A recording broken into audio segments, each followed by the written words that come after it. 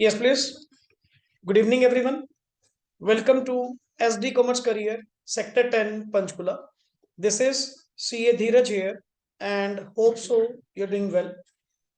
In the previous class, running topic तो sir आप लोगों का आईईडी में एनवायरनमेंट के रिगार्डिंग था, but for the coming test जो एएसएडी के रिगार्डिंग जो आप लोगों ने 3 topics back to back complete किए थे मैक्रो के अंदर, पहले उसकी एक ओवरऑल रिवीजन आपको करवा रहा हूँ। कुछ main points, not each and every point तो चलो नहीं सही, बट कम से कम काफी कंटेंट आप लोगों का आज कवर हो जाएगा, सो दैट कि आप अपना इवनिंग में घर पे जाके आराम से उसको एक बार प्रॉपर अगर रीडिंग भी करेंगे इन नोट्स में से, तो आप लोगों का एवरी पॉइंट वहां पे क्या होगा, कवर्ड होगा।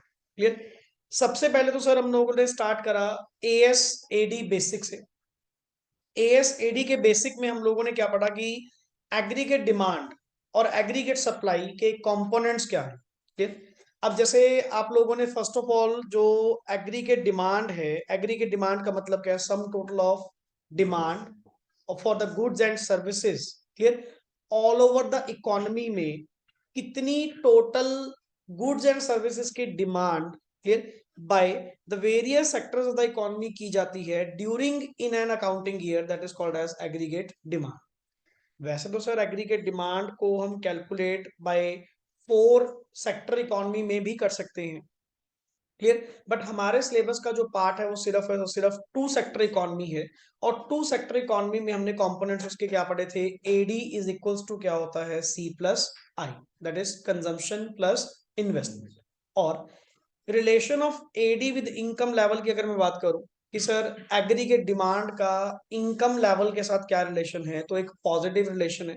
क्योंकि इनकम अगर बढ़ेगी, जितनी लोगों की इनकम बढ़ेगी, जितनी इकोनॉमी में इनकम लेवल क्या करेगा, इंक्रीज करेगा, उतनी आप लोगों की एग्रीगेट डिमांड भी डे बाय डे क्या करती जाएगी, इंक्रीज करती जाएगी।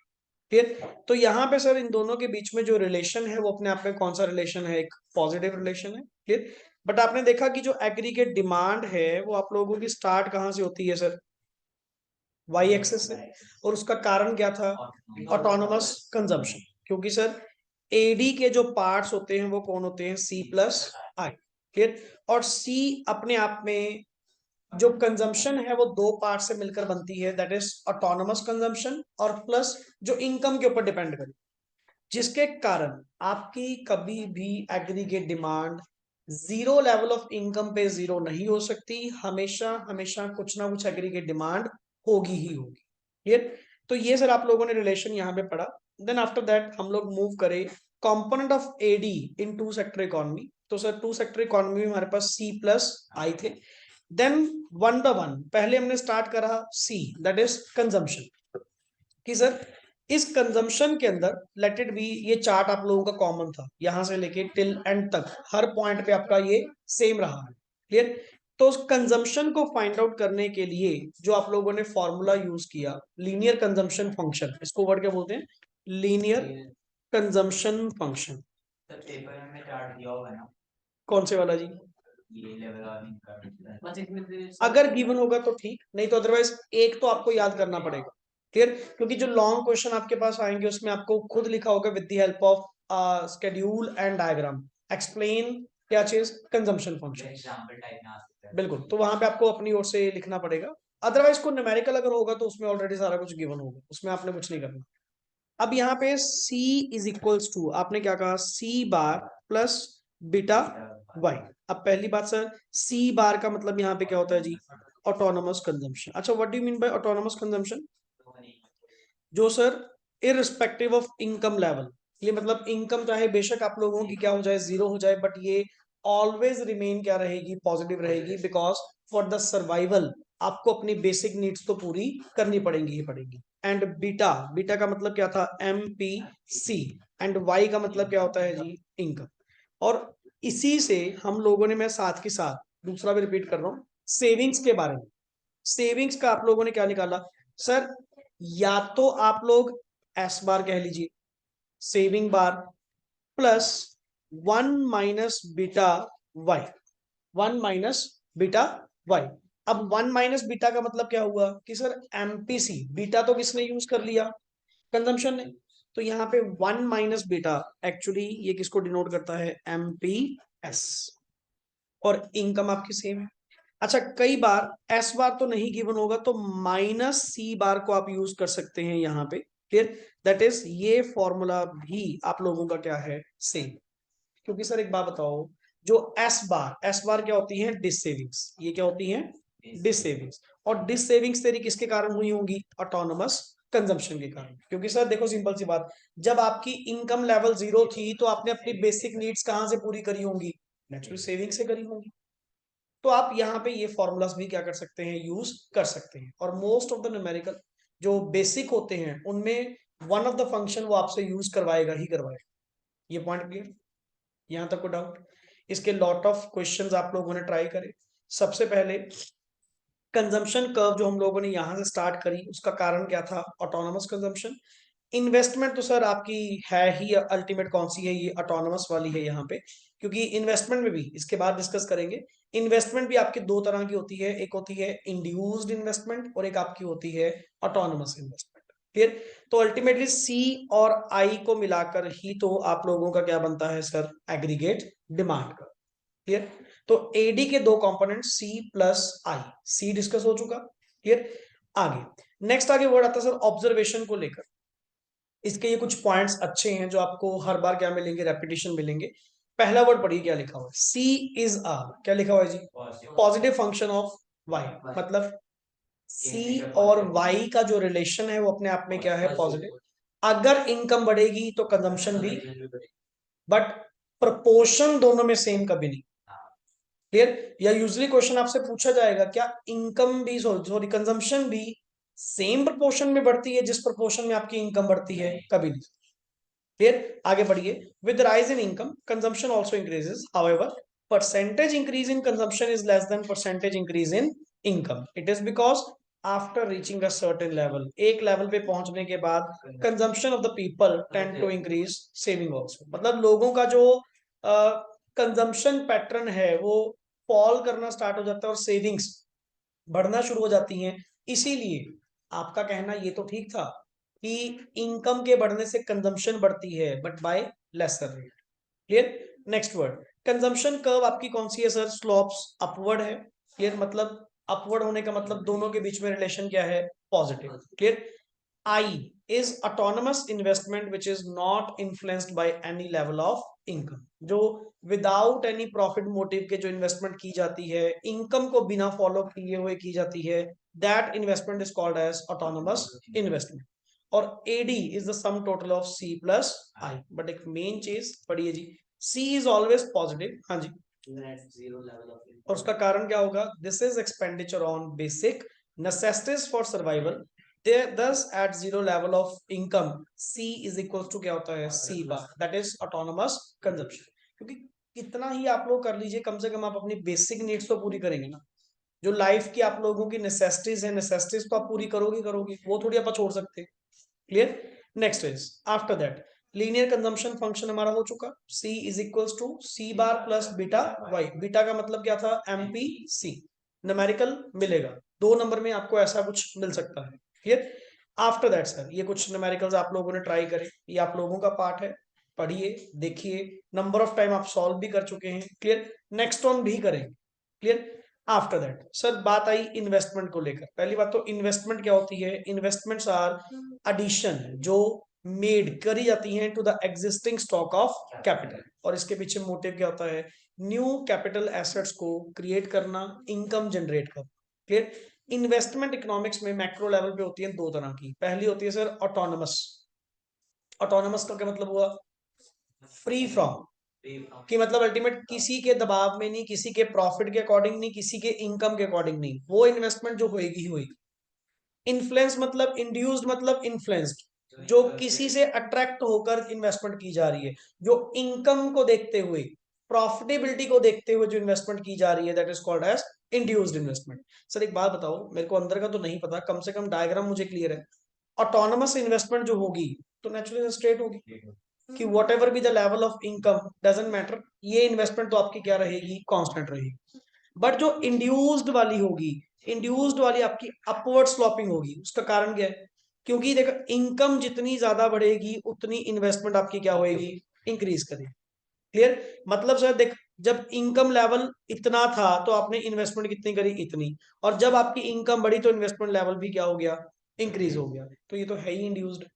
इंड्यूस्ड का मतलब ही क्या है कि अल्टीमेटली जो मार्केट में, इकोनॉमी में इनकम को देखते हुए की जाए, that is basically called as induced investment. Clear. After that meaning of consumption function हमारे पास आया। कंजम्पशन फंक्शन में सर आपके वो टर्मिनोलॉजीज वर्ड यूज करी थी हमने क्या, लेट इट बी सर, ये आपकी सी कर्व है और ये आपकी इनकम कर्व है। जिस पॉइंट पे ये एक दूसरे को कट करेंगे वहां पे C is equals to Y. C is equals to Y होना मतलब break even point. Clear, consumption is equals to income. इससे पहले वाली स्टेज में सेविंग्स होंगी और इसके बाद वाले पॉइंट में आपकी क्या होंगी, सेविंग्स होंगी। Simple point. क्योंकि सर यहां पे इस पॉइंट पे सी आपका लेस देन क्या है, वाई, और यहाँ पे क्या है, सी इज इक्वल्स टू वाई, और यहाँ पे क्या है, सी ग्रेटर देन वाई। क्लियर। तो ये वही आप लोगों का टेबल गोइंग ऑन है, कोई नया कॉन्सेप्ट हमने नहीं करा, एक ही टेबल पूरे चार्ट में चल। नेक्स्ट इज आफ्टर दैट हमने पढ़ा सर ऑब्जर्वेशंस में वही 3 पॉइंट, ये देख ब्रेक इवन पॉइंट और व्हेन, जब क्या होगा उस केस में क्या। ऑब्जर्वेशन कोई अलग चीज नहीं होती, डायग्राम अगर तुम्हें आती है तो ऑब्जर्वेशन उसी के बेस्ड होती है। क्लियर है। तो मंडे का जो नॉर्मली आप लोगों का टेस्ट है उसमें भी एक दो क्वेश्चंस डायग्राम बेस्ड भी होंगे, मिक्सअप वैरायटी दी। अगर तो सीरियसली दोगे तो अल्टीमेट आपके 3 टॉपिक्स इफेक्टिवली तैयार हो जाएंगे। तभी मैंने इन बिटवीन, आपका संडे का भी ब्रेक है बीच में, क्लियर, ताकि उसको पढ़िए, प्रॉपर देखिए, डाउट्स हैं जितनी मर्जी बार पूछिए, पर पूछो तो सही, उसको पढ़ो तो सर सही। कितने मार्क्स का होगा? वो तकरीबन होगा जी आपका 30 मार्क्स का। 3 चैप्टर हैं। वैसे वैसे आपकी जो वेटेज है as per CBSE main paper में, इन तीनों चैप्टर की वेटेज कितनी है, 12 नंबर। बट मैं उसको कवर कर रहा हूँ अपने टेस्ट में तकरीबन 30 मार्क्स का। क्लियर, जिसमें आपका असर्शन वाले क्वेश्चन भी होंगे, मैच द कॉलम भी होंगे, क्लियर, शॉर्ट क्वेश्चन भी होंगे, एमसीक्यू भी, हर तरह का क्वेश्चन आप लोगों को वहां पे दिया जाए। क्लियर, कम से कम लिख के देखें, सॉल्व करके देखें, तब आप लोगों को क्लैरिटी मिलेगी। और आप लोग अभी पूरा फोकस किस पे कर रहे हैं, अल्टीमेटली स्कूल्स के अपने टेस्टों के ऊपर। सर ये तो पूरा साल चलते हैं, चलते भी आ रहे हैं, पूरा साल क्या सर खत्म होने पे आ गया, अल्टीमेटली तो आगे भी चलेंगे आप लोगों के। बट एटलीस्ट यहाँ वाला पार्ट अगर आप प्रॉपर नहीं करेंगे तो कोई किसी की रिस्पॉन्सिबिलिटी नहीं ले पाएगा कि आप लोगों के फाइनल्स कैसे जाएंगे। और अल्टीमेटली टेस्ट ना देना नुकसान किसका है, मेरा या आपका, बस ये बता दीजिए। समझिए ना, तो अल्टीमेट अपना कुछ नहीं जा रहा। कम से कम चाहे कुछ पार्ट लिख कर जाएंगे, जितना भी सॉल्व आउट करेंगे, कम से कम आपको अपनी असेसमेंट होगी कि मेरे को ये टॉपिक आता नहीं है या कम आता है या और प्रिपेयर करना होगा। ये आप लोगों के लिए ही बेनिफिशियल पॉइंट। क्लियर है। इसीलिए अपने को कोई फर्क नहीं पड़ता, अल्टीमेटली जितने देंगे ठीक है सर, चाहे अपना 5 10 जितने भी स्टूडेंट्स देंगे, कोई दिक्कत नहीं है। बट एटलीस्ट हमारी ओर से वो हो चुका एक बार, जिसने नहीं दिया वो कल को अपने लिए लायबल है। क्लियर, ये तो नहीं होगा कि हमने यहाँ पे कंडक्ट ही नहीं करा, या जो पर्सन देना चाहता है कम से कम वो तो अपना प्रॉपरली कंडक्ट करे। Clear. Next is types of propensity to consume में आपके पास 2 वर्ड आते हैं, पहला आता है जी एपीसी और दूसरा वर्ड आता है एमपीसी। एपीसी अपने आप में क्या होता है, एवरेज, जो एक पर्टिकुलर पॉइंट ऑफ टाइम पे कैलकुलेट की जाती है, एक particular point of level of income पे निकाली जाती है, that is called as APS. तो इसका फॉर्मूला भी क्या होता है, सी ओवर वाई।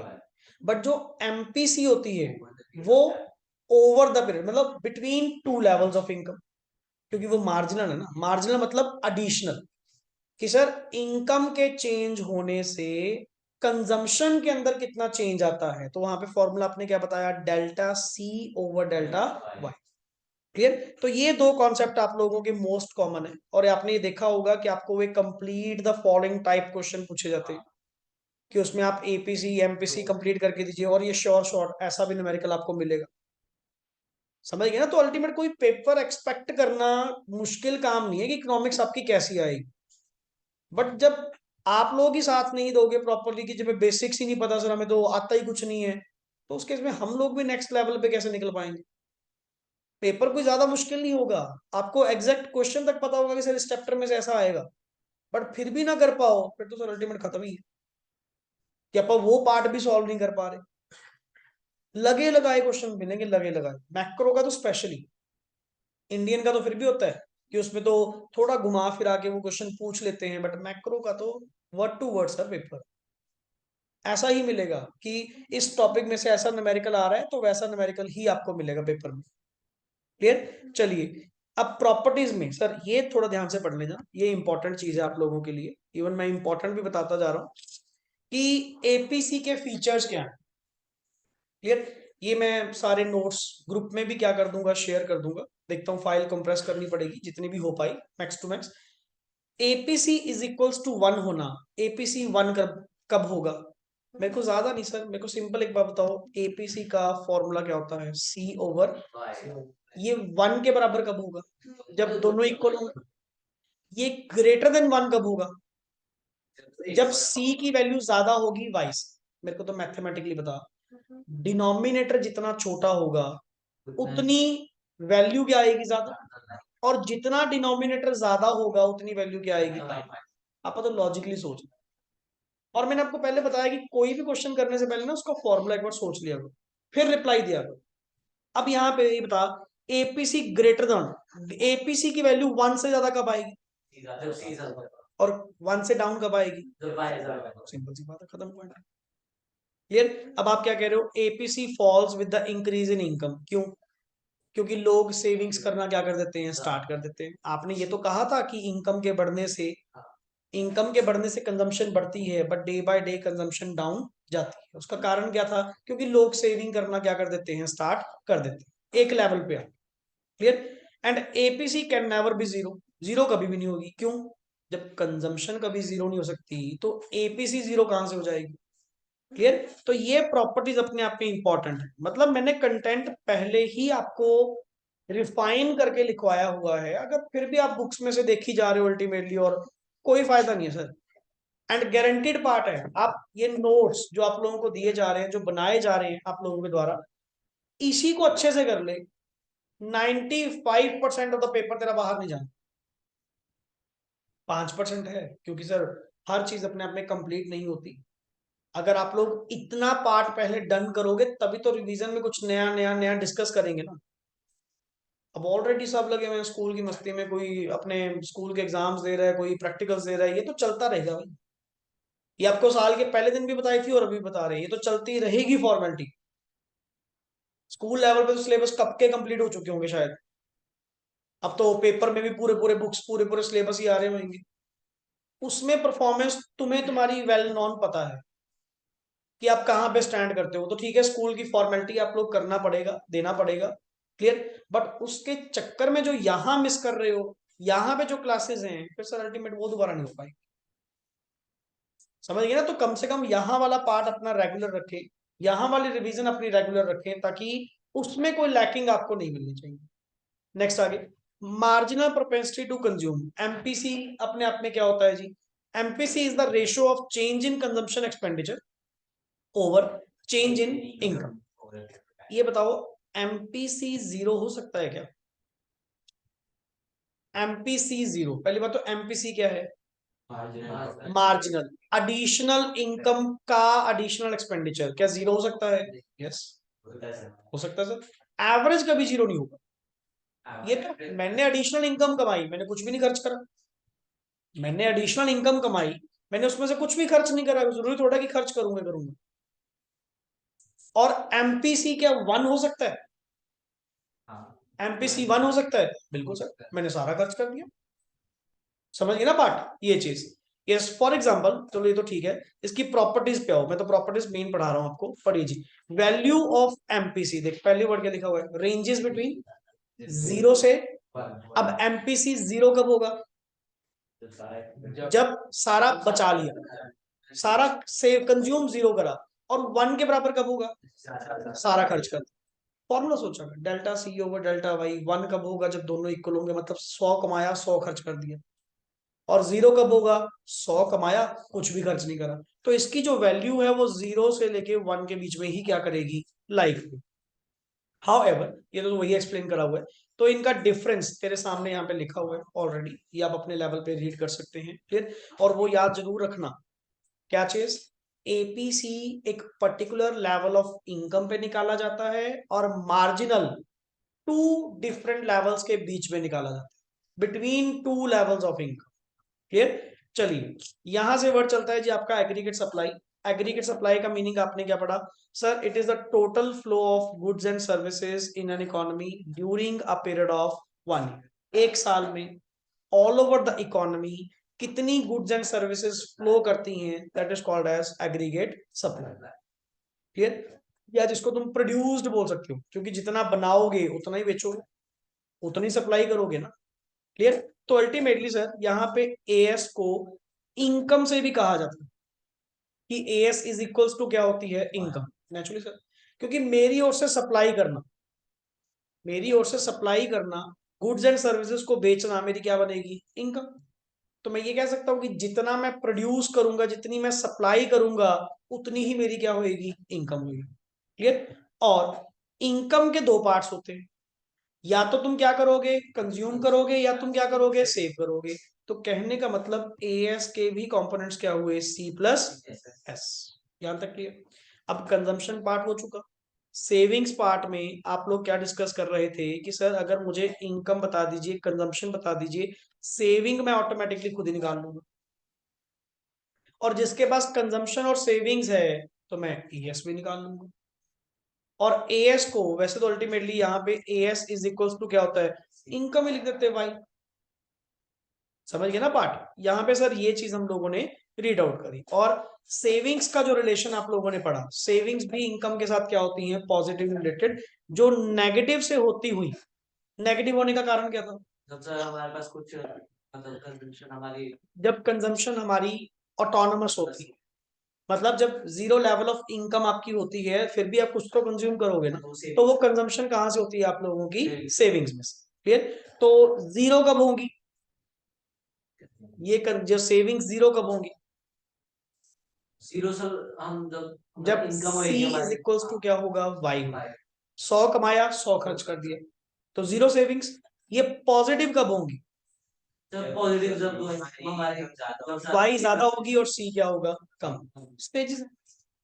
तो आप इवन सर कंजम्पशन से सेविंग भी क्या कर सकते हैं? ड्रॉ कर सकते हैं। कोई मतलब बहुत बड़ा पॉइंट नहीं है अल्टीमेटली कि आप उसको कर ही नहीं पाएंगे, ऐसा कुछ भी नहीं है। Clear? Yes, propensity to save में भी आपके पास दो पॉइंट है, पहला वर्ड एपीएस एंड दूसरा वर्ड क्या है? एमपीएस। क्लियर? तो प्रॉपर्टीज जरूर पढ़िएगा। मेन चीज इसमें क्या होती है? प्रॉपर्टीज होती हैं अपने आप में, कि सर एपीएस की प्रॉपर्टीज क्या है या एमपीएस की प्रॉपर्टीज क्या है। क्लियर? इसमें इतना ही लेवल है आप लोगों के इस टॉपिक के अंदर। जैसे आपको ये बता दूं, ये वाला पढ़िए, फीचर्स या प्रॉपर्टीज ऑफ एपीएस। पहले एपीएस कैन बी, हो सकती है सर। क्यों? कंजम्पशन कभी जीरो नहीं होती, सेविंग्स तो जीरो हो सकती है। क्लियर? दूसरा, एपीएस कैन नेवर बी 1। क्यों? अगर सारा का सारा सेव कर लिया फिर तो कंजम्पशन जीरो हो गई। तुमने अभी तो कहा कि कंजम्पशन कभी जीरो नहीं होती। It is because saving can never be equal to income, due to किसके कारण?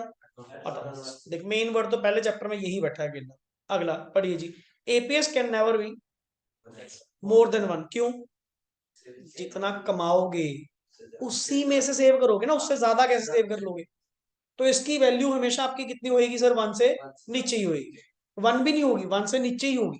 Clear? Yes, it is because saving can not be more then income but APS can be. हाँ, बट इसका एक खासियत है, ये नेगेटिव हो सकती है। क्यों? स्टार्टिंग स्टेजेस जहां पे कंजम्पशन आपकी क्या होती है? ग्रेटर, या जिसको कहते हो डिस सेविंग वाला पार्ट। स्टार्टिंग स्टार्टिंग में सेविंग्स आपकी किसमें थी? नेगेटिव में। यस सर, मैं ये कह रहा हूं माइनस में से होती हुई जीरो, आगे 1 से नीचे ना 1 होगी ना 1 से क्रॉस करेगी। क्लियर? चलिए, एमपीएस का फॉर्मूला क्या था sir? Delta S over delta Y, मतलब change in savings over change in income. Clear? तो यहाँ पे आप लोगों ने इसकी प्रॉपर्टीज में क्या पढ़ा? पहली बात, एमपीएस भी जो है वेरी करेगा। ये तो एडिशनल, हाँ एडिशनल तो सेम 0 एंड 1 के बीच में क्या करेगा? लाई करेगा। अच्छा, MPS will be equal to 0। ये 0 कब होगा? जब MPC1 होगा। तुमने एक रिलेशन पढ़ा था, MPC plus MPS is equal to 1, APC plus APS is equal to 1। मैं कह रहा हूं MPS will be 0 MPS will be zero. ये जीरो कब होगा? ये जीरो कब होगा? जब एमपीसी 1 होगा। मतलब सर अल्टीमेटली इसका जीरो होना मतलब तुमने जितना कमाया सारा का सारा क्या कर दिया? खर्च कर दिया, कुछ नहीं बचाया। और MPS will be equal to 1। 1 कब होगा? जब एंटायर एडिशनल इनकम आप लोगों ने क्या कर ली? सेव कर ली। क्लियर? आगे next is MPS can never be greater than 1 because saving can not be greater than income. 1 से ऊपर तो जाएगा ही नहीं जाएगा। कंजम्पशन जा सकती है 1 से ऊपर, क्योंकि कंजम्पशन तो फिर आप डिस सेविंग्स में से कर वो आती नहीं स्टेज आपकी पहले C greater than Y, but savings कभी भी ग्रेटर देन वाई नहीं होती। सेविंग्स ऑलवेज इक्वल टू या less than. Clear? Next is एक छोटा सा कॉन्सेप्ट यहाँ पे था, मीनिंग ऑफ वर्ड क्या लिखा हुआ है? Ex ante savings and ex ante investment. Ante का मतलब क्या था? एंटिसिपेट, आने वाली, प्लान्ड, फ्यूचर। जो हर पर्सन इकोनॉमी लेवल पे एक्सपेक्ट करके चलता है कि अल्टीमेट आने वाली जो सेविंग्स होगी वो इतनी होगी, आने वाली जो इन्वेस्टमेंट होगी वो इतनी होगी। अब मैंने तो सर प्लान्ड करा था ना। और एक होता है x post. X post, x post का मतलब क्या हुआ? एक्चुअल वाली। क्लियर? पढ़िए एक्स एंटे व्हाट सेवर्स, पढ़ना Shivansh, what savers. Or households plan to save at different level of income. हाँ, Is an economy is called ex ante saving. That is planned savings. Ante anticipated, plan. और दूसरा word क्या है? Ex ante investment. What investors और producers plans to, क्या लिखा हुआ है? Invest at different level of income in an economy is called ex ante investment और प्लान्ड इन्वेस्टमेंट। इसी का क्रॉस वर्ड मैंने क्या कर दिया? Ex post. पोस्ट में वर्ड क्या आया? एक्चुअल। वर्ड क्या आया? एक्चुअल। जो एक्चुअली इन्वेस्टमेंट हुई है, जो एक्चुअली सेविंग्स हुई हैं, that are called as ex post. ये काफी बार पूछ चुके हैं 1-2 नंबर में, तो आप एक बार लिख ही लिया सर अल्टीमेटली इसके रिगार्ड। हुआ क्लियर? अब यहाँ पे सर 2 सेक्टर मॉडल इकोनॉमी में ये मैंने ब्रीफिंग आप लोगों को प्रोवाइड करी होगी आई थिंक सो। कुछ न्यूमेरिकल्स भी, कुछ क्वेश्चंस भी आप लोगों ने करे थे। क्लियर? अब जैसे यहाँ पे कहता फाइंड सेविंग्स। फाइंड सेविंग्स अगर ऑटोनमस कंजम्पशन आपकी कितनी है? 75, एमपीसी कितना है? 0.6 और लेवल ऑफ इनकम कितना है? अब पहली बात तो सेविंग्स निकालने को कहा है तो आप सेविंग्स का फॉर्मूला देखिए। क्या फॉर्मूला था sir? S bar plus 1 minus beta Y, यही था ना। अब एमपीसी गिवन है 0.6, अगर एमपीसी 0.6 है तो एमपीएस 0.4, वाई गिवन है, और ऑटोनमस कंजम्पशन ही तो डिस सेविंग्स होती है, बट -75। तो मैंने वैल्यू पुट करी, सिंपल, खत्म कर दिया।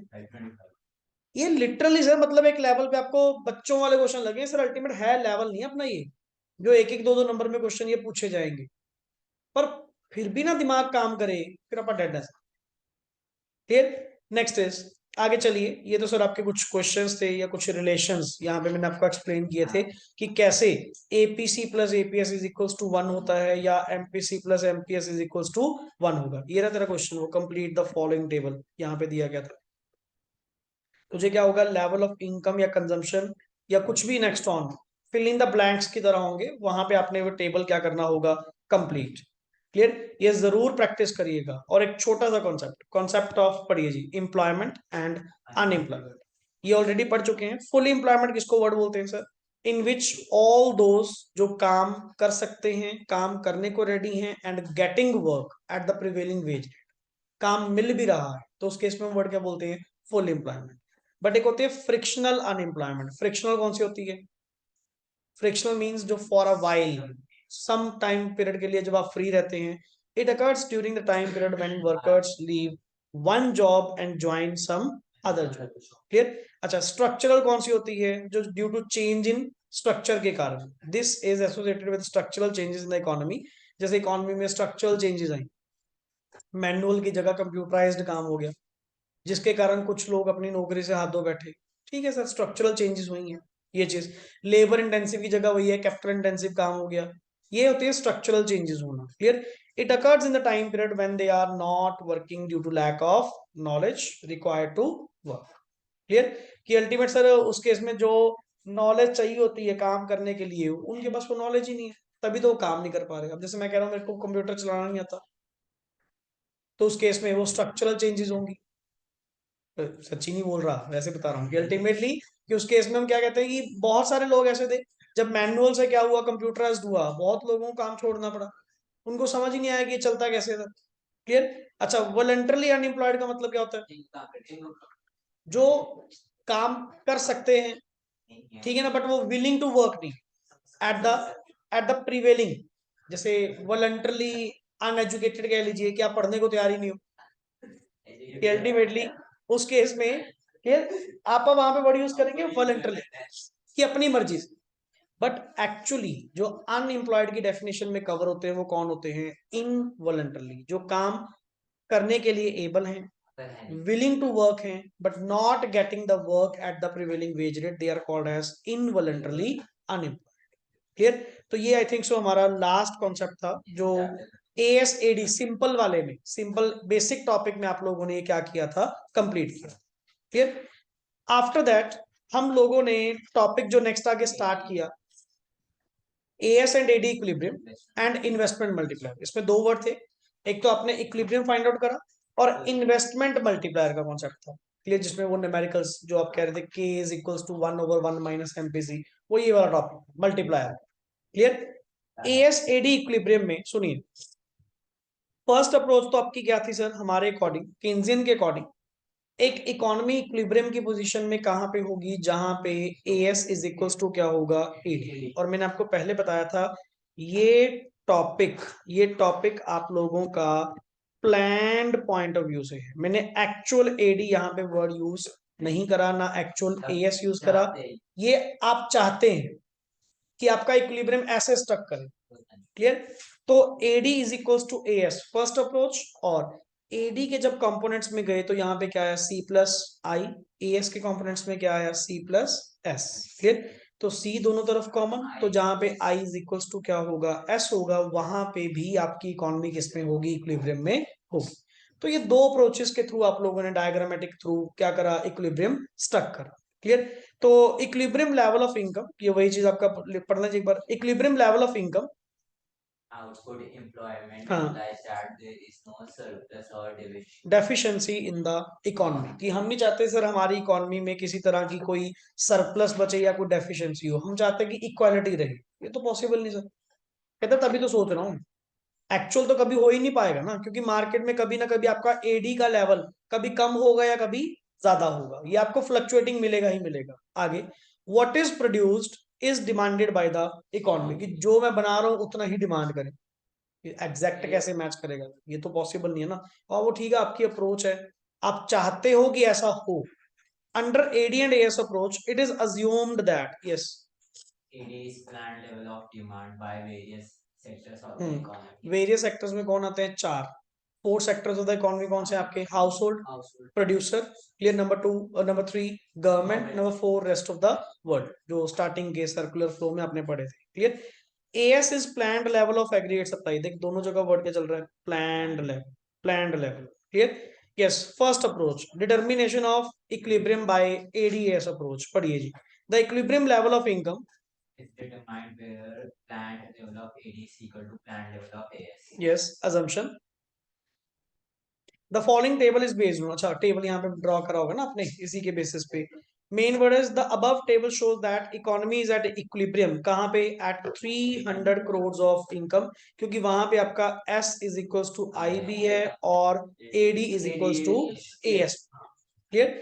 Before this income level AD जहां पे लेस देन AS था, so an economy will produce, जब तक वो इक्विलिब्रियम में नहीं आती।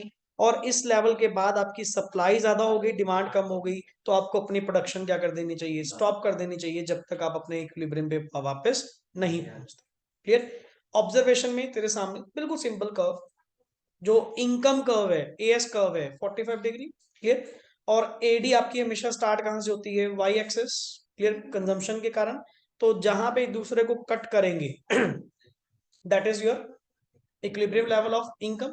तो ये सर एक्सप्लेनेशन आपने साइड पे वो क्या कर दी? एक्सप्लेन कर दी। नेक्स्ट आइए, एडजस्टमेंट मैकेनिज्म। ये एक का पढ़ लेना, दूसरे का वाइस वर्सा हमने करा था कि सर व्हाट इफ अगर AD ग्रेटर देन AS हुआ या AD लेस देन AS हुआ। पहली बात तो AD ग्रेटर है AS से, तो क्या होगा? डिमांड ज्यादा है, तो सर सप्लाई कम है, तो आपको अपनी प्रोडक्शन क्या करनी पड़ेगी? इंक्रीज। क्लियर। पढ़िए, It refers to excess of AD in relation to supply. It means that buyers are planning to Hmm. buy more goods and services. That's what producers are planning. that what producers are planning to, मैंने जितना सोचा था उससे ज्यादा market में demand निकलने के chances हैं कि लोग इससे ज्यादा क्या करेंगे, परचेज करेंगे। इम्प्लीकेशन क्या होगी सर, अगर ये सिचुएशन हुई तो हमारे इन्वेंट्री लेवल जो है वो स्टार्ट क्या कर देंगे, fall and comes below the desired level. In other words the available resources are not fully employed, और फिर आपके सर जो अवेलेबल रिसोर्सेज है वो फुली एम्प्लॉयड नहीं होंगे। क्लियर। Next is correction. क्या चीज? ये अच्छी बात है। हाँ, इंडिविजुअली तो अच्छी बात है, बट मैक्रो लेवल पे नहीं, अब मैक्रो लेवल पे सोच रहे हैं चीज, तो इसकी करेक्शन क्या होगी, to bring back the inventories, yes पढ़िए जी, production, this raises the employment level, और नेचुरली अगर प्रोडक्शन बढ़ाओगे तो एम्प्लॉयमेंट लेवल बढ़ेगा, एम्प्लॉयमेंट लेवल बढ़ेगा तो सर आउटपुट भी तो बढ़ेगी, and in turn income level लोगों का क्या होगा, इंक्रीज होगा। दीज लेवल की प्राइसिंग जब तक आपका AD is equal to AS नहीं होता। एंड व्हाट इफ अगर आप लोगों का एडी लेस देन एएस हो गया, तो आपके पास सरप्लस स्टॉक बचेगा और आप प्रोडक्शन क्या करेंगे, बंद करेंगे। क्यों बंद करेंगे, पहले वाला तो बिक नहीं रहा, और अगर प्रोडक्शन बंद हुई आउटपुट लेवल डाउन जाएगा, एम्प्लॉयमेंट डाउन जाएगी और इनकम लेवल भी डाउन। क्लियर। तो इसीलिए हमारी कोशिश होती है कि हम चाहते हैं कि प्लान्ड इक्विलिब्रियम बना रहे, AD is equal to AS achieve होता है। क्लियर। चलिए नेक्स्ट आगे। अब ये एस एंड आई अप्रोच के थ्रू, तो मैंने एस एंड आई बनाया जरूर, आई थिंक सो यहाँ पे लिखा था हमने इसका एडजस्टमेंट मैकेनिज्म। क्लियर, दोनों का लिखा था, नहीं सेम इम्प्लीकेशन एज इन, तो यहाँ पे मैंने वो कर दिया था ना, ये रहा कि जो आपने उधर लिखे थे, तो एक तरफ याद कर लेना, दोनों आपके सेम मिलेंगे। क्लियर। चलिए इन्वेस्टमेंट मल्टीप्लायर, हाँ जी पढ़िए। It refers to The number of times by which the increase in income exceeds the increase in investment. बिल्कुल, मतलब सर इनकम के सॉरी इन्वेस्टमेंट के इंक्रीज होने से इनकम में कितने मल्टीपल टाइम्स आप लोगों का चेंज आ रहा है, that is called as investment multiplier. एक सिंपल फॉर्मूला क्या था, it is the ratio of change in income divide by change in investment, that is delta I over sorry delta Y over delta I. Clear. For example ये आपके पास given था। अच्छा, working की अगर मैं बात करूं, इंपॉर्टेंट चीज सर, वर्किंग ऑफ मल्टीप्लायर, जैसे मैंने आपको बताया था कि मिनिमम मल्टीप्लायर की वैल्यू कितनी होएगी, इन्वेस्टमेंट मल्टीप्लायर की मिनिमम वैल्यू कितनी होएगी, 1 तो रहेगी ही रहेगी। क्यों, जितना आप इन्वेस्ट करेंगे एक बार तो मार्केट में जाएगा जाएगा। अब तूने 100 करोड़ रुपए की इन्वेस्टमेंट करी, 100 करोड़ कहां पे जाएगा, मार्केट में जाएगा, लोगों का इनकम लेवल ही बढ़ाएगा। देख आगे कितने गुना होकर निकलेगा वो मुझे पता नहीं, कम से कम 1 के बराबर तो होगा ही होगा। तो minimum value of investment multiplier कितना होगा, 1। बाकी डिपेंड पता किसके ऊपर करता है, बाकी डिपेंड करता है एमपीसी के ऊपर, कि नेक्स्ट आगे लोग मार्जिनल इनकम का कितना कंजम्पशन के ऊपर एक्सपेंड करने को तैयार हैं, ये उस चीज पे क्या करेगा, डिपेंड करेगा। बट सर कम से कम तुमने 100 लगाया, 100 मार्केट में तो जाएगा ही जाएगा। बाकी वो लोग जिनकी इनकम बनी वो आगे कितना खर्च करेंगे, ये उनकी एमपीसी पे क्या करता है, डिपेंड करता है। क्लियर। पढ़िए, change in investment causes Change in income. As a result, there is change in consumption. Consumption expenditure of one person is an income of the other. Yes, hence change in consumption leads to change in income. This process continues, और ये तब तक चलता रहेगा till delta C reduces to, क्या लिखा हुआ है, 0। जब तक डेल्टा सी आपका 0 नहीं होता तब तक, मतलब जब तक कंजम्पशन बचेगी तब तक ये आगे आगे आगे सर्कल चलता रहेगा। मतलब इसमें जो आपका कोर फैक्टर है वो अपने आप में कौन हुआ, सारी गेम कौन कौन घुमा रहा है, वो तो एमपीसी घुमा रहा है ना। क्लियर। तो MPC is the core factor in the process of income generation, और जितना एमपीसी हायर होगा, जितना एमपीसी हायर होगा उतनी इन्वेस्टमेंट मल्टीप्लायर की वैल्यू ज्यादा है, और जितना ये कम होगा उतना कम। मतलब इसके और बीच में कौन सा रिलेशन है सर, डायरेक्ट रिलेशन। और एमपीएस के साथ, अगर एमपीसी के साथ डायरेक्ट है तो एमपीएस के साथ कौन सा रिलेशन होगा, नेगेटिव, इनवर्स। क्योंकि सेविंग जितनी ज्यादा होगी उतना इन्वेस्टमेंट मल्टीप्लायर डाउन आएगा। समझ गए ना, उल्टा कॉन्सेप्ट है ना, क्योंकि लोग अगर सेव करना स्टार्ट करेंगे फिर तो सर आगे से आगे पास ऑन नहीं होगा ना। कोई एक पैसा दूसरे के पास कैसे जाएगा, जब वो खर्च करेगा।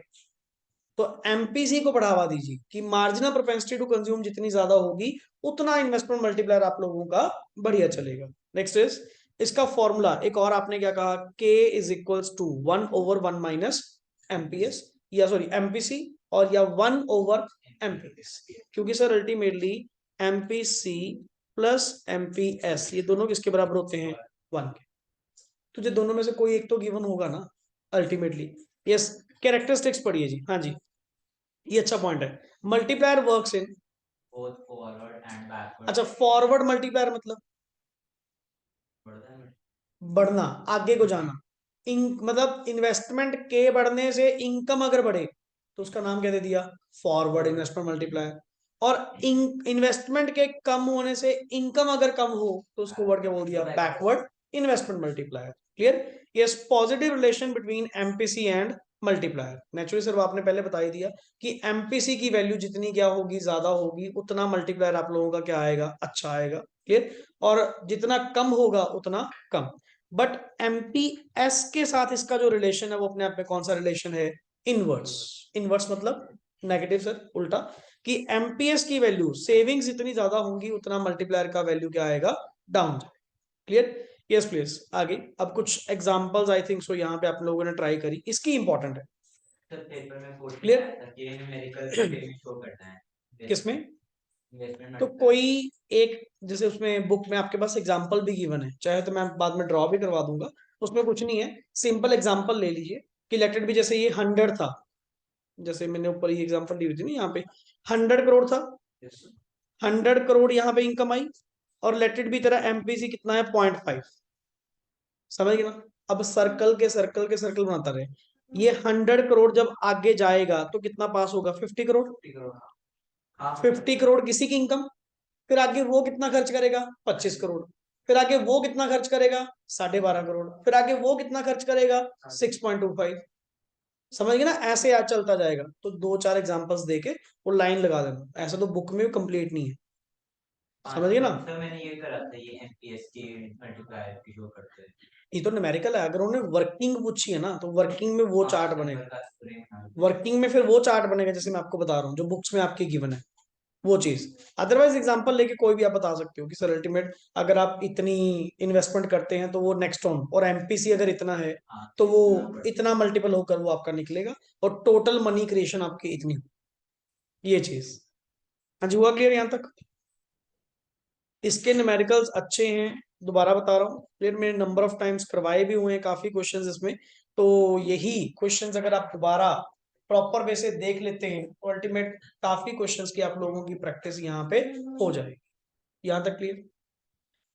इस वाली पीडीएफ में तो आई थिंक सो कल ये तो न्यूमेरिकल्स ही करे थे हम ना।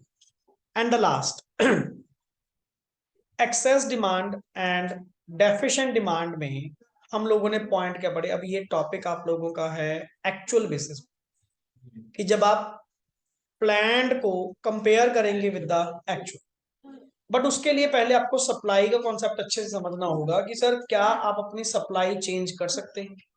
मैं कैसा, देखो केन्जियन के अकॉर्डिंग टू, नॉट क्लासिकल्स के अकॉर्डिंग, केन्जियंस के अकॉर्डिंग टू हम लोगों ने क्या पढ़ा था कि कोई इकोनॉमी ऐसी नहीं होती जिसमें कैपेसिटी ना हो, कि resources are already fully employed, ऐसी कोई इकोनॉमी नहीं है। ऑलवेज कुछ ना कुछ ना कुछ कैपेसिटी ऑलवेज प्रेजेंट होती है। तो पहले तो कोशिश करो कि अगर आप अपनी प्रोडक्शन बढ़ा सकते हो तो अपनी प्रोडक्शन बढ़ाइए। क्लियर। बट अगर प्रोडक्शन बढ़ाना पॉसिबल नहीं है क्योंकि रिसोर्सेज आपके क्या हैं, फुली एम्प्लॉयड हैं, इन दैट केस जो आपकी सप्लाई कर्व है, क्लियर, वो सर पहले तो अपवर्ड स्लोपिंग, बाद में क्या हो जाएगी, कॉस्ट। आपने दोनों डायग्राम बनाई हुई है इसमें, जैसा आपको समझ में आए। आप दोनों ही सही है अल्टीमेटली, क्लियर, क्योंकि केन्जियन के अकॉर्डिंग तो यही चीज है ना। अब सर एक्सेस डिमांड होने का मतलब क्या, पहले बता। एक्सेस डिमांड मींस सर ज्यादा ये डिमांड से भी ज्यादा, रिक्वायर्ड डिमांड से भी ज्यादा। पहली बात तो जो रिक्वायर्ड डिमांड थी वो पीछे वाली, जो प्लान्ड डिमांड थी, प्लान्ड एडी, वो फुल एम्प्लॉयमेंट को ध्यान में रखते हुए थी। Yes sir. उससे भी ज्यादा अगर आप लोगों की मार्केट में क्या निकल रही है, डिमांड निकल रही है, तो सर वो एक्सेस डिमांड है। इस केस में मैं देखो सिंपल सी बात है, मैं अपनी सप्लाई तो नहीं बढ़ा पाऊंगा, जैसे मेरी एग्जांपल के अकॉर्डिंग सप्लाई कब तो मेरी क्या हो गई सर, कांस्टेंट हो गई। अब ये जो गैप है, ये जो गैप है अल्टीमेटली ये इन्फ्लेशन आपके लिए लेकर आएगा, और इन्फ्लेशनरी गैप इसको नाम दिया गया, जिसको सही करने के लिए आपको अदर मीन्स क्या करने पड़ेंगे, यूज करने पड़ेंगे। चाहे वो अपने फिस्कल पॉलिसी यूज करें, चाहे वो आप अपनी मॉनेटरी पॉलिसी यूज करें, वो आप देखिए कि कैसे आप उस इन्फ्लेशन को या डिफ्लेशन को कंट्रोल कर सकते हैं। वो पॉइंट क्लियर यहां तक। ये डायग्राम कैसे बनाई, पहले तो सप्लाई का, आफ्टर दैट एडी। एडी कौन से वाली, पहले रिक्वायर्ड वाली। अब एक्चुअल है ना, एक्चुअल तो कहां जाएगी, ऊपर। फर्स्ट केस क्या है, एक्सेस डिमांड। अब ये जो एक्सेस डिमांड है इसको सर कवर कैसे करना है, क्लियर। यहाँ पे जस्ट क्लियर एन ऑल्टरनेट, तो वही ऑल्टरनेट मैंने आपको ऊपर प्रोवाइड करा था, फाइनली ड्रॉ करवा देता, जो डायग्राम आपको सही लगे वो आप बना सकते, दोनों सही है अपने आप, क्लियर। चलिए कॉजेस पढ़िए सर, कॉजेस क्या है, द मेन कॉज ऑफ, हाँ जी, इन्वेस्टमेंट बढ़ना, गवर्नमेंट कंजम्पशन एक्सपेंडिचर बढ़ना, इन्वेस्टमेंट एक्सपेंडिचर बढ़ना, या मैं सिंपल कह सकता हूँ फोर सेक्टर इकोनॉमी है ना, फोर सेक्टर इकोनॉमी में चार ही कंपोनेंट्स होते हैं, चारों का इंक्रीज, क्लियर। इम्पैक्ट ऑफ, आगे वर्ड क्या लिखा हुआ है, एक्सेस, ये अपने आप में इंपॉर्टेंट चीज है कि सर इसका इम्पैक्ट किस पे आएगा, प्राइसेस, प्राइसेस पे, क्लियर। ना तो एम्प्लॉयमेंट पे ना आउटपुट पे, क्यों, आप ऑलरेडी फुल एम्प्लॉयमेंट लेवल पे हैं, क्लियर। रिसोर्सेज आपके फुली एम्प्लॉयड है, तो नेक्स्ट आगे एम्प्लॉयमेंट कहां से बढ़ा लोगे, एम्प्लॉयमेंट नहीं बढ़ेगी तो आउटपुट कहां से बढ़ेगी, तो मैक्सिमम टू मैक्सिमम इफेक्ट अगर आएगा तो किस पे आएगा, प्राइस, क्योंकि एक्सेस डिमांड है, इन्फ्लेशन लेकर आएगी, महंगाई होगी, क्लियर। बट इसका रिवर्स डेफिशिएंट डिमांड क्या होती है, जब रिक्वायर्ड एडी, जो फुल एम्प्लॉयमेंट को ध्यान में रखते हुए रिक्वायर्ड एडी होनी चाहिए थी उससे कम, क्लियर। और इन्फ्लेशनरी वाले को, ऊपर वाले को हमने एक वर्ड दिया था, ओवर एम्प्लॉयमेंट इक्विलिब्रियम, और इसको नाम क्या देते हैं, अंडर एम्प्लॉयमेंट इक्विलिब्रियम। और पिछले टॉपिक में जो करा था फुल एम्प्लॉयमेंट इक्विलिब्रियम, ये तीन इक्विलिब्रियम भी है, तो तुम कहीं तुम कह दो सर ओवर एम्प्लॉयमेंट तुमने करा नहीं हुआ या अंडर एम्प्लॉयमेंट नहीं करा हुआ, वो इसी सिचुएशन की बात कर, क्लियर। पढ़िए, it refers to situation when AD is short of AS corresponding to full देख हर employment. जगह वर्ड लिख रहा है, कॉरस्पॉन्डिंग टू, वर्ड के लिखा हुआ है फुल एम्प्लॉयमेंट, कि फुल एम्प्लॉयमेंट को ध्यान में रखते हुए जो रिक्वायर्ड एडी आप लोगों की होनी चाहिए थी, जब वो भी नहीं निकलती, देन वो अपने आप में एक डेफिशिएंट डिमांड कहलाई जाती, clear, in the economy. Yes, when actual AD is less than the required AD to maintain employment, the gap which arises is called deflationary gap. Yes बिल्कुल। नेक्स्ट आगे, एन ऑल्टरनेट, आपने diagram का यहाँ पे भी draw करा, clear. और ये जो गैप पर्टिकुलर, ये जो गैप आप लोगों के पास आया, इसको वर्ड हमने क्या बोला, डिफ्लेशनरी गैप, या बाय द नाम deficient demand, clear.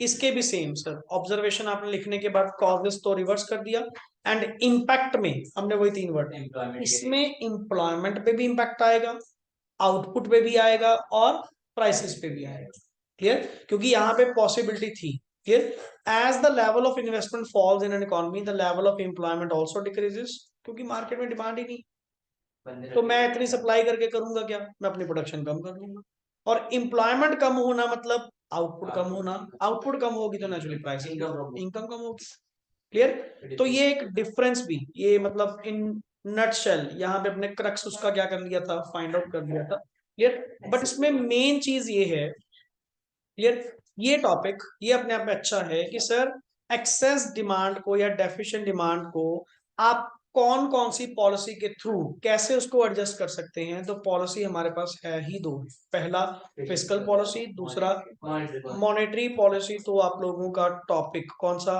Banking, banking में आप लोगों ने वो क्वांटिटेटिव एंड क्वालिटेटिव, जिसमें इसमें भी लिखा हुआ है, इसमें भी करा हुआ है, अपने 5 वर्ड पढ़े थे, bank rate, open market operations, clear, repo rate, reverse repo rate, clear, LRR, legal reserve ratio में 2 थे, CRR और SLR, क्लियर, एक मार्जिन रिक्वायरमेंट तो बैंक की ओर से था, क्रेडिट रेशनिंग, मॉरल सुआजन, वो सारे वर्ड टू वर्ड आपके सेम।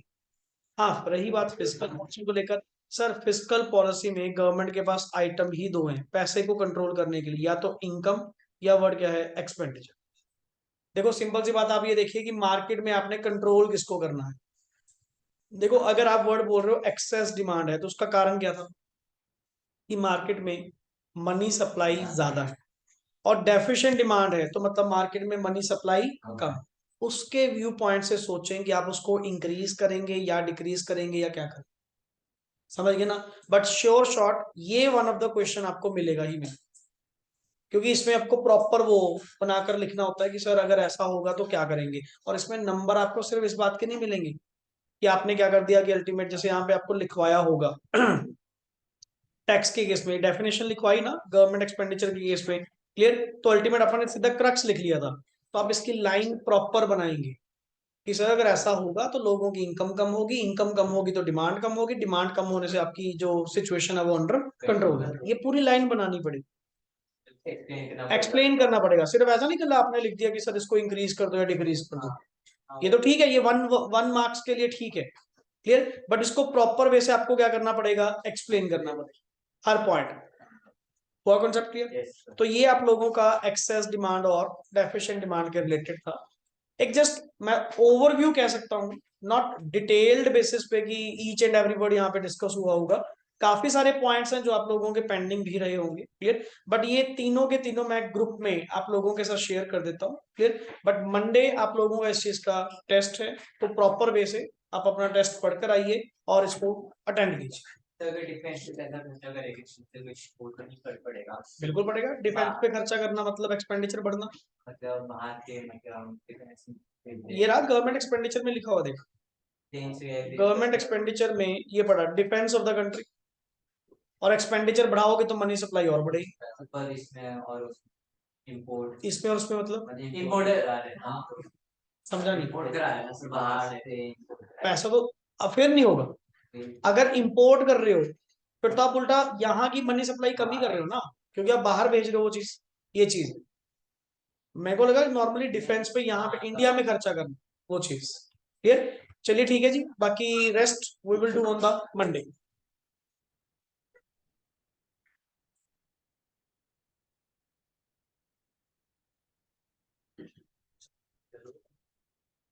रिकॉर्डिंग मेरा